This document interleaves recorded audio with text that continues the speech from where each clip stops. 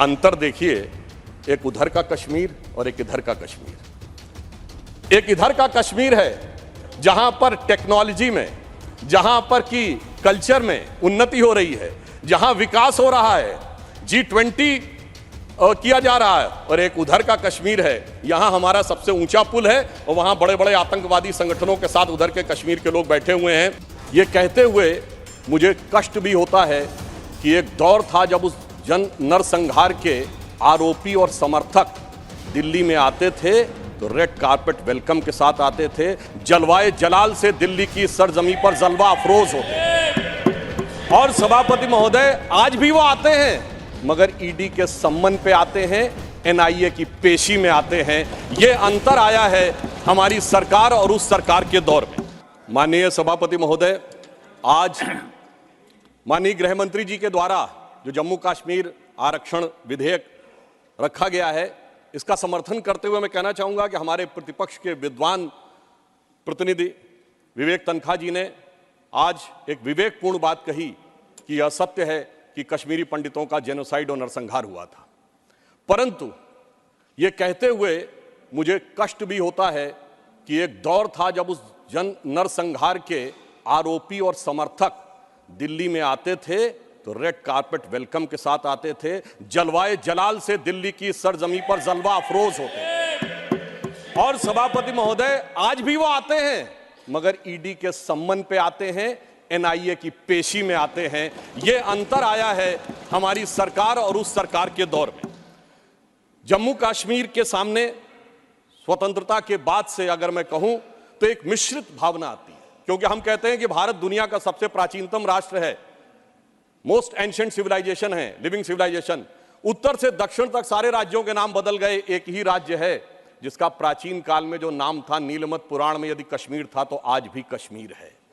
परंतु दुख की बात यह है कि स्वतंत्रता के 75 वर्ष बाद, मतलब 2019 से पहले तक वो समाधान ही नहीं हो पाया था। समाधान के लिए इतना लंबा समय लगाना पड़ा। वो ट्रांजिएंट एंड टेम्परेरी फेज के लिए आह को चाहिए एक उम्र असर होने तक 3 पीढ़ियां गुजर गईं। तब जाके जब हमारे गृह मंत्री अमित शाह जी ने और प्रधानमंत्री श्री मोदी जी ने वो हिम्मत दिखाई तो अगस्त 2019 में उससे मुक्ति मिली। 3 प्रकार की समस्याएं कश्मीर के पास रही थी, जिसे हम 3D कह सकते हैं। डिलिमिटेशन थी, डोमिसाइल थी एंड डेवलपमेंट थी। हमारी सरकार ने 2019 के बाद तीनों के बारे में समग्र रूप से विचार करना शुरू किया और जैसा कि इस विधेयक में है कि आरक्षण से वंचित वर्गों को समुचित, न्यायपूर्ण, न्याय संगत आरक्षण की व्यवस्था सुनिश्चित कराई गई। पुनर्गठन को न्याय संगत बनाकर संतुलित विकास का मार्ग प्रशस्त किया जा रहा है। विस्थापितों के लिए बहाली और विकास के नए अवसर उपलब्ध कराए जा रहे हैं। 2019 के विधेयक के द्वारा जम्मू कश्मीर विधानसभा में 83 सीटें थी, उन्हें बढ़ाकर 90 किया गया, जिसमें 6 शेड्यूल कास्ट के लिए आरक्षित थी परंतु शेड्यूल ट्राइब्स के लिए नहीं थी। इसमें पहली बार 9 सीटें अनुसूचित जनजाति के लिए आरक्षण की गई हैं। और अब जम्मू में पहले 37 सीटें होती थी, अब 43 होंगी और कश्मीर में इससे पहले 46 और थी, अब 47 होंगी। पाकिस्तान ऑक्यूपाइड कश्मीर की यथावत रहेंगी। नामित सदस्य पहले 2 थे, अब 5 होंगे, जिनमें कि 1 महिला और 1 पाकिस्तान अधिकृत कश्मीर से भी होगा। अतः हम कह सकते हैं कि हम अब व्यवस्था को न्याय संगत और युक्तपूर्ण प्रतिनिधित्व की तरफ ले जा रहे हैं। परंतु सभापति महोदय, जो गृह मंत्री जी ने आरक्षण का विषय रखा है, जब ये बात हम करते हैं तो हमारे हृदय में एक अलग वेदना उत्पन्न होती है, क्योंकि पहली बार अब जाके 2019 के बाद वाल्मीकि समाज को अपना वह समुचित स्थान मिला है। दुख की बात है कि स्वतंत्रता के बाद इस देश में एक ऐसी व्यवस्था थी जहां जन्म से यह तय था कि जिस व्यक्ति ने जो व्यवसाय किया है, यदि वह सफाई कर्मचारी थे तो उनके बेटे बेटी सफाई कर्मचारी ही रहेंगे, चाहे वो पीएचडी क्यों न कर लें। सोचिए, ऐसी अन्यायपूर्ण व्यवस्था स्वतंत्र भारत में चलती रही और उससे मुक्ति का मार्ग अब जाकर प्रशस्त हुआ है। एक वो थे जिन्होंने वाल्मीकि समाज के साथ यह किया। एक हमारी सरकार है कि जब भव्य श्री राम मंदिर बन रहा है तो उस परिसर में महर्षि वाल्मीकि का भी एक मंदिर बन रहा है। ये हमारी सोच और उनकी सोच में यह अंतर है। विकास की नई ऊंचाइयों की तरफ जम्मू कश्मीर आज बढ़ता हुआ नजर आ रहा है। आज 70% आतंकवाद की घटनाओं में कमी आई है। 9 साल पहले सिविलियन जो कैजुअलिटीज थी उनमें 72% की कमी आई है। सुरक्षा बलों में 60% की कमी आई है। 2010 में जो पत्थरबाजी की घटनाएं थी 2654 होती थी, अब 2023 में कोई नहीं होती। 2010 में 112 लोग पत्थरबाजी की घटनाओं में नागरिक मारे गए थे, 2023 में एक भी नहीं है। 2010 में 6,235 सिक्योरिटी पर्सनल इंजर्ड हुए थे, 2023 में एक भी नहीं है। और 2010 में 132 ऑर्गेनाइज स्ट्राइक हुई थी, 2023 में कोई भी नहीं है। 2010 में 70 घटनाएं हुई थी सीज फायर वायलेशन की, 2023 में 2 हुई हैं। और इस प्रकार हम ये कह सकते हैं कि कश्मीर के अंदर एक भारी बदलाव और एक सकारात्मक दिशा में दिखाई पड़ रहा है। और इसके लिए विकास के नए मार्ग के ऊपर कश्मीर इस प्रकार से प्रशस्त होता हुआ जा रहा है कि धारा 370 के हटने के बाद जो कश्मीर का डोमेस्टिक प्रोडक्ट था, जीएसडीपी था, जो 1 लाख करोड़ रुपए था, वो 5 साल में बढ़कर 2,27,000 करोड़ रुपए से अधिक हो गया है। सरकार ने कई लार्ज रिक्रूटमेंट ड्राइव स्टार्ट किए हैं, जिसमें 29,813 लोग अब तक रिक्रूट किए जा चुके हैं और एडिशनल 5,523 वैकेंसीज क्रिएट की गई हैं। जम्मू कश्मीर ने इन्वेस्टमेंट के जो प्रपोजल आए हैं वो 66,000 करोड़ रुपए के हैं और जो डायरेक्ट एम्प्लॉयमेंट और उसके द्वारा जो इनडायरेक्ट एम्प्लॉयमेंट क्रिएट होगा वो 2.9 लाख तक के व्यवसाय के अवसर क्रिएट हो सकते हैं। 2 मेडी सिटीज जम्मू और कश्मीर में क्रिएट की जा रही हैं। इस ढंग से स्थानीय चीजों को बढ़ावा दिया जा रहा है कि ऊखू गांव अब पेंसिल वाले गांव के रूप में पूरे देश में विख्यात होता जा रहा है। और इसी के साथ साथ हिमायत स्कीम जैसी योजनाओं के द्वारा लोगों को रोजगार के नए अवसर प्रदान किए जा रहे हैं। यूनियन टेरिटरी गवर्नमेंट ने जीआई टैगिंग भी की है। सैफरन यानी केसर, जिसके लिए कश्मीर बहुत प्रसिद्ध है, उसमें और बासमती राइस की जीआई टैगिंग की व्यवस्था की, जिससे कि उसको एक अंतर्राष्ट्रीय स्तर तक एक मान्यता प्राप्त हो सकती है। जम्मू कश्मीर में इंफ्रास्ट्रक्चर डेवलपमेंट फाइनेंस कॉर्पोरेशन की भी स्थापना की गई है, जिसके द्वारा अनेक प्रोजेक्ट बहुत सफलतापूर्वक चल रहे हैं। कल्चरल एस्पेक्ट पे अगर हम देखें तो दिवाली शारदा देवी टेम्पल में 75 साल के बाद पहली बार मनाई गई है और कश्मीरी पंडितों का प्रसिद्ध त्यौहार नवरेह इस बार पूरे उत्साह के साथ मनाया गया है। और हमारी गवर्नमेंट आने से पहले कुल 14 लाख टूरिस्ट आते थे, 2022-23 में 2 करोड़ पर्यटक आए हैं। इससे आप समझ सकते हैं कि जम्मू कश्मीर की अर्थव्यवस्था को कितना। आगे मैं एक और बात कहना चाहता हूं कि पहली बार 30 साल के बाद 27 जुलाई को शियाओं का मुहर्रम का जुलूस भी शांतिपूर्ण ढंग से और पूरे अकीदत के साथ चला। महोदय, मैं एक बात याद दिलाना चाहता हूं, मैं लखनऊ का रहने वाला हूं। वहां भी मैंने बचपन में हिंदू मुस्लिम कॉन्फ्लिक्ट नहीं सुना था, शिया सुन्नी कॉन्फ्लिक्ट सुने थे। इनकी सरकार के समय में शियाओं का जुलूस, मदे साहबा का जुलूस रोक दिया गया था। 22 साल तक रुका रहा। जब हमारी सरकार आई उसके बाद वहां पर शियाओं का मदे साहबा का जुलूस निकलने की स्थिति आई। मैं पूछना चाहता हूं, भाई हिंदू मुस्लिम के लिए हमारे ऊपर आरोप लगाते हो, ये शिया सुन्नी के बीच में जो होता था वो भी शांतिपूर्वक हमारे दौर में हुआ, कश्मीर हो या देश का कोई और हिस्सा हो। यह दर्शाता है कि हमारी सरकार सभी समुदायों को समान रूप से उन्नति का अवसर देती है। और 30 साल के बाद सिनेमा हॉल खुले। अब मैं एक बात और कहना चाहूंगा, बहुत बताया जाता है कि जम्मू कश्मीर सूफी का बहुत बड़ा सेंटर था। मैं पूछना चाहता हूं कि विगत 30 वर्षों से सूफीज्म के 4 बड़े सिलसिले हैं, नक्शबंदी, सोहरावर्दी, चिश्ती और कादरी। एक का भी कोई मरकज बचा हो तो बता दीजिए। बहुत से लोग विवादित ढांचा गिरने की बात करते हैं, मगर इस हिंदुस्तान में कश्मीर में एक चरारे शरीफ की मजार थी जो सैकड़ों साल पुरानी थी, उसे जला के ध्वस्त कर दिया गया और जलाने वाला कश्मीर भाग गया। उसके बारे में कोई नहीं बोलता। सेकुलरिज्म का सूरमा उत्तर से दक्षिण तक चुप बने रहते हैं।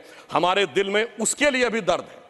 और मैं ये भी याद दिलाना चाहता हूं कि मुस्लिम समाज के लिए सबसे मुकद्दस मस्जिद हजरत बल पे नवंबर 1993 में आतंकवादियों ने कब्जा कर लिया था। ये वो भी दौर था, मगर इसके बावजूद किसी को उस दौर में खराबी नजर नहीं आती थी।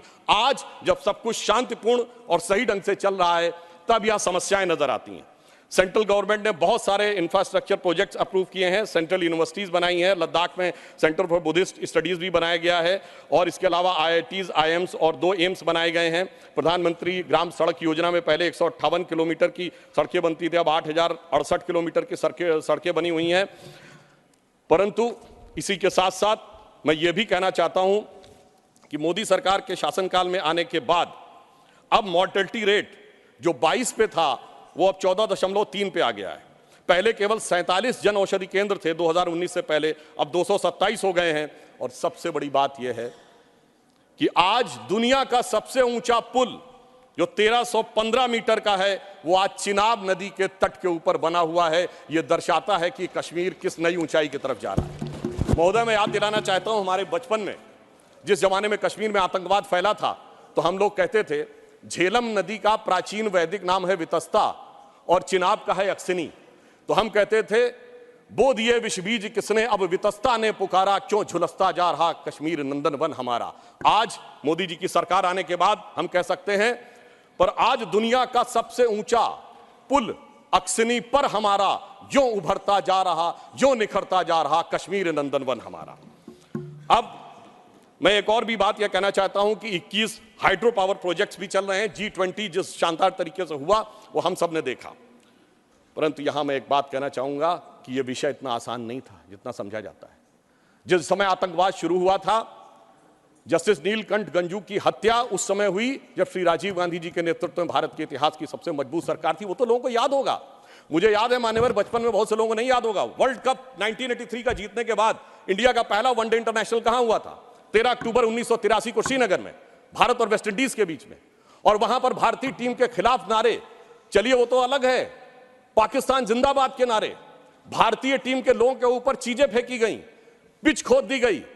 उस समय तो सर्वकालीन शक्तिशाली प्रधानमंत्री जिन्हें विपक्ष मानता है श्रीमती इंदिरा गांधी जी का शासन था। परंतु उसके बाद ऐसा दौर भी आया कि वो सब लोग आरोप से छूट गए।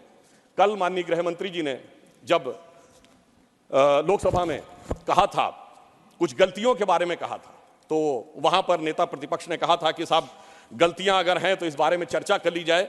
तो मैं सिर्फ ये बताना चाहता हूं कि अगर गलतियों की बात होगी तो बहुत सी ऐसी गलतियां हैं जिन्हें विशेष रूप से ध्यान रखने की आज आवश्यकता है। मैं सिर्फ एक दो तीन तथ्य लोगों के सामने रखना चाहता हूं। जब स्वतंत्रता के उपरांत रियासतों के विलय का महकमा सरदार पटेल के पास था तो केवल कश्मीर नेहरू जी ने अपने पास क्यों रखा था? नंबर 2, 1946 में महाराजा हरि सिंह जी के विरुद्ध विद्रोह के आरोप में जब शेख अब्दुल्ला जेल में बंद थे तो पंडित नेहरू स्वयं उनको छुड़ाने के लिए कश्मीर गए और वो भी गिरफ्तार हो गए। यह बात मौलाना आजाद ने अपनी किताब इंडिया विंस फ्रीडम में लिखी है कि इससे तत्कालीन कांग्रेस नेता बुरी तरीके से हतप्रभ हो गए। और इस परिस्थिति में जिस समय पाकिस्तान ने आक्रमण किया उसे कबायली आक्रमण क्यों कहा गया, सेना का आक्रमण क्यों नहीं कहा गया?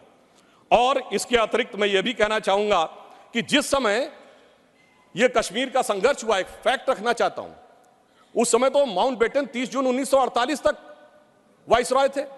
भारत की सेना अध्यक्ष जनवरी 1949 तक जनरल रॉय बूचर था और पाकिस्तान की सेना का अध्यक्ष जनवरी 1951 तक अंग्रेज था।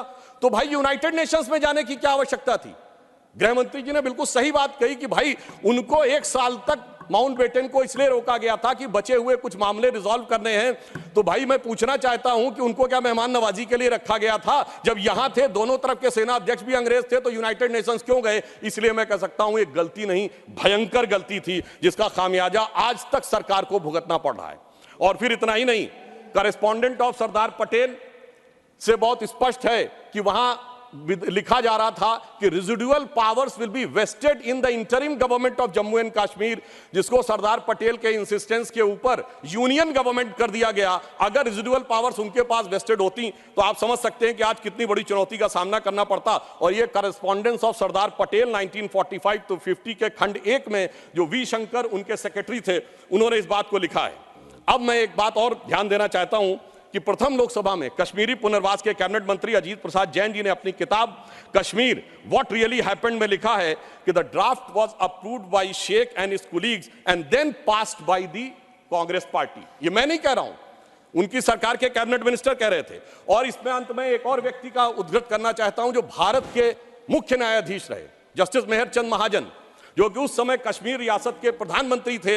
उन्होंने आकर कहा कि 24 अक्टूबर 1947 को वो पत्र लेकर आ गए थे, परंतु उसके बावजूद 2 दिन तक सिर्फ इसलिए मामला अटका रहा। ये मैं नहीं कह रहा हूं, जस्टिस महाजन ने अपनी किताब लुकिंग बैक में लिखा है, क्योंकि नेहरू जी की यह शर्त थी कि शेख अब्दुल्ला का पहले स्थान तय हो जाए नई सत्ता में, इसके उपरांत ही कश्मीर के विलय का प्रस्ताव होगा। वो सारी बातें आपको पता होगी कि जब समय उन्होंने कहा था कि हम जाकर कराची चले जाएंगे यदि हिंदुओं की रक्षा की गारंटी श्रीनगर में फंसे हुए लोगों के लिए जाए। इसलिए मैं कहना चाहता हूं, इसके लिए एक दिन नहीं, एक सत्र भी कमजोर पड़ जाएगा। और आज अगर आप देखें कि अंतर देखिए, एक उधर का कश्मीर और एक इधर का कश्मीर। एक इधर का कश्मीर है जहां पर टेक्नोलॉजी में, जहां पर की कल्चर में उन्नति हो रही है, जहां विकास हो रहा है, G20 किया जा रहा है। और एक उधर का कश्मीर है, यहां हमारा सबसे ऊंचा पुल है और वहां बड़े बड़े आतंकवादी संगठनों के साथ उधर के कश्मीर के लोग बैठे हुए हैं। इसलिए मैं ये भी कहना चाहता हूं कि इन 75 वर्षों के बाद जो कुछ भी बदलाव आया है वो इस सीमा तक आया है कि मैं सिर्फ ये कहना चाहूंगा कि जो मोदी जी ने हिम्मत दिखाई उसकी वजह से आज ये बदलाव आया।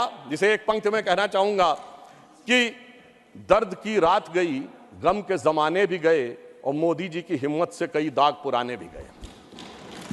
और इसके लिए सर एक बस पंक्ति कह देता हूं, इसके लिए जिस दृढ़ इच्छा शक्ति की आवश्यकता थी वो हमारे गृह मंत्री जी ने और प्रधानमंत्री जी ने दिखाई। मैं कहना चाहूंगा कि आप सब लोग दलगत भावना से ऊपर उठकर उसका समर्थन करिए, क्योंकि सर्दी का मौसम आ गया है और इस समय बर्फीली हवाएं वहां चलती हैं। तो यह पंक्ति कहकर समाप्त करना चाहता हूं, न जो बर्फ की आंधियों से लड़े हैं, कभी पग न उनके शिखर पर पड़े हैं, जिन्हें लक्ष्य से कम अधिक प्यार खुद से, वही जी चुरा कर तरसते खड़े हैं। अगर बढ़ सको तो पखेरु बनो तुम, प्रवरता तुम्हारे चरण चूम लेगी, न हो साथ कोई अकेले बढ़ो तुम, सफलता तुम्हारे चरण चूम लेगी। धन्यवाद।